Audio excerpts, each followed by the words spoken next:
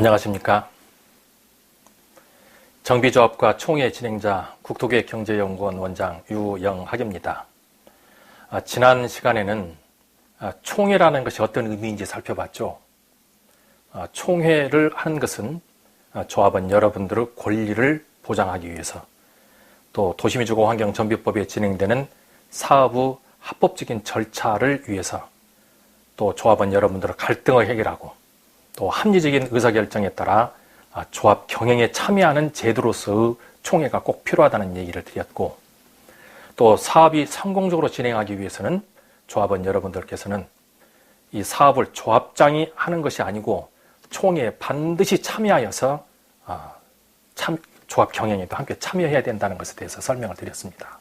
자, 이번 시간에는 사업 진행 과정에서 어떤 종류의 총회가 만들어지는지 한번 살펴보도록 하죠. 저희는 주택 재개발, 재건축 정비 사업을 진행을 하면서 통상 16번 정도 총회를 마쳐야 입주를 하는 것으로 알려져 있습니다. 그러면 왜 그렇게 많은 총회를 진행하게 되는지 살펴보죠.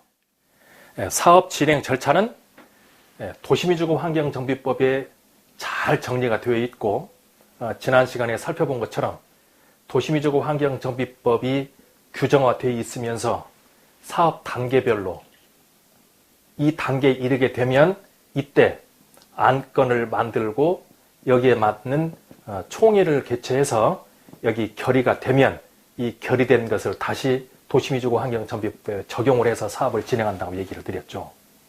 그런데 이 총회를 분류하는 시각은 아주 많죠. 정시에 해야 될 것이냐 아니면 아무 때도 해도 되느냐에 따라서 정기총회와 임시총회를 나눌 수도 있고, 또 사업의 명칭에 따라서 창립총회니 사업시행 인가총회니 관리처분총회니 시공자 선정총회니 이런 이름을 부를 수도 있고, 또 이 총회를 소집하는 사람의 주체에 따라서 어떤 총회인지 또 이름을 달리할 수도 있습니다.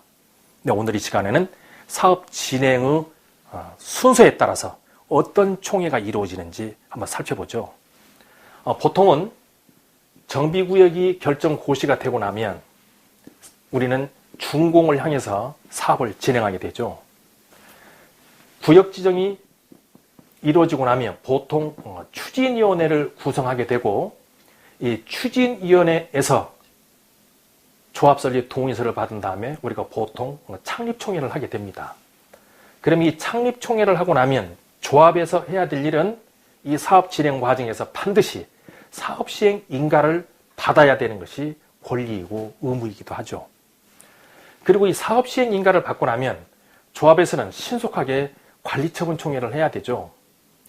도시민주공환경정비법에서는 이 사업시행 인가 따로, 관리처분총회 따로 구별이 되어 있지만 실무적으로 사업을 진행하는 과정에서 들여다보면 사실 사업시행 인가총회와 관리처분총회는 한 덩어리로 보셔야 됩니다.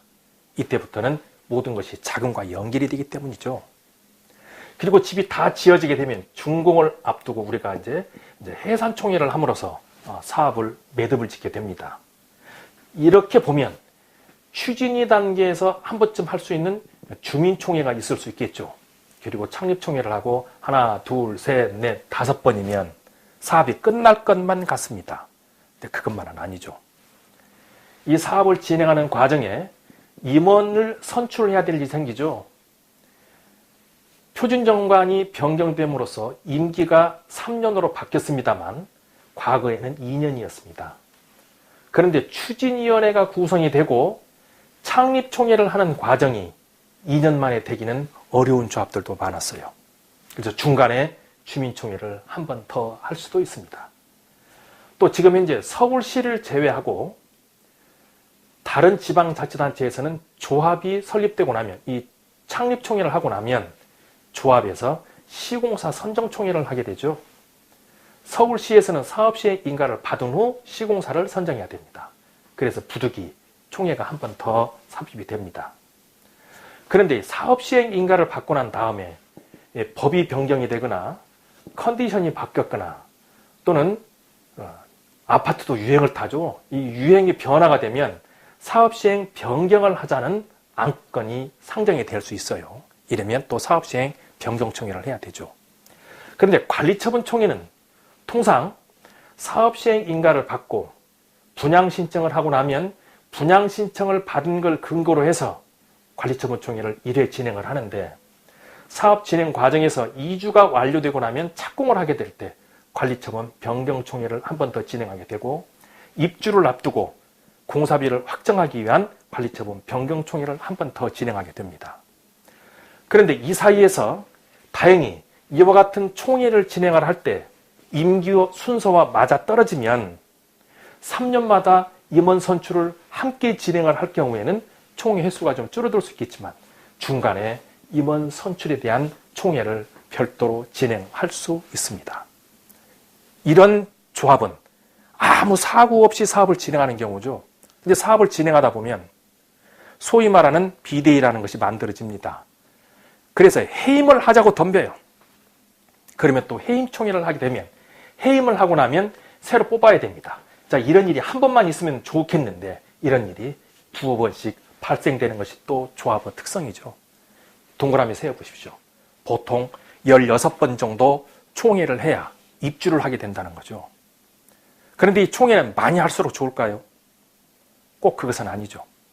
이 총회는 그 사업 진행 단계에서 총회를 개최하는 것이 좋습니다. 또 총회는 80% 준비와 20% 실행입니다. 따라서 총회를 준비하시는 분들은 꼼꼼히 따져서 문제가 발생되지 않도록 총회를 개최하는 것이 아주 중요하죠. 지금 현재 조합에서 발생되는 소송이 아주 많죠. 200건 정도 소송이 발생이 되면 그중 140건 정도가 총회에 관련된 소송이 발생이 됩니다. 그 소송이 발생되는 건은 아주 많죠. 소집권자가 소집을 했느냐, 기간이 맞았느냐, 안건이 맞느냐, 이런 것들이 모두 다 소송거리가 되는 겁니다.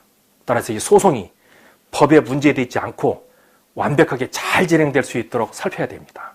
따라서 이런 것들에 대해서 궁금하시면 문의하세요. 그러면 소송에 말리지 않는 총회가 될 수 있도록 충분히 준비를 해드리겠습니다. 또 총회는 개최하고자 할 때는 반드시 성사를 해야 됩니다.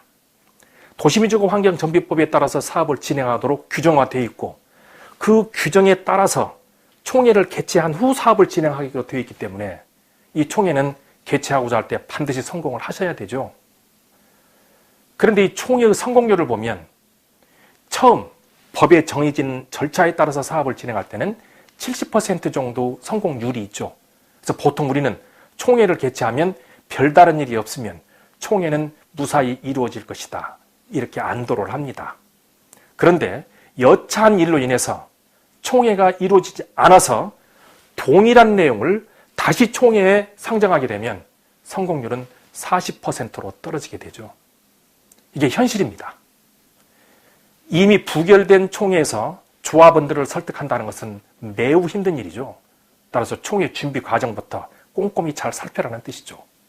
그런데 여차여서 이 총회가 또 무산이 되면 이제 성공률은 20%로 줄어들게 되죠. 성공은 거의 불확실하게 됩니다. 그래서 도시민주공환경정비법에서도 2번에 걸쳐서 성원 미달이 될 경우는 대의원에서 총회를 대행하도록 되어 있습니다. 그러나 한계점이 있죠. 대의원 회의에서 총회를 대행할 수 없는 안건들, 반드시 총회에서 결의하여야 될 것은 총회에서 밖에 안 할 수 없습니다. 그럼 이 조합은 사고 현장이 되는 거죠. 따라서 이 총회 관련해서 꼼꼼히 준비하시고, 자, 성공적인 총회를 위해서 준비하시고 계신다면 문의하시면 관련된 자료는 충분히 제공해 드리고 성공적인 조합이 될 수 있도록 도와드리도록 하죠. 자, 오늘은 총회에서 진행되는 과정에 어떤 내용 총회가 발생이 되는지에 대해서 살펴봤습니다. 감사합니다.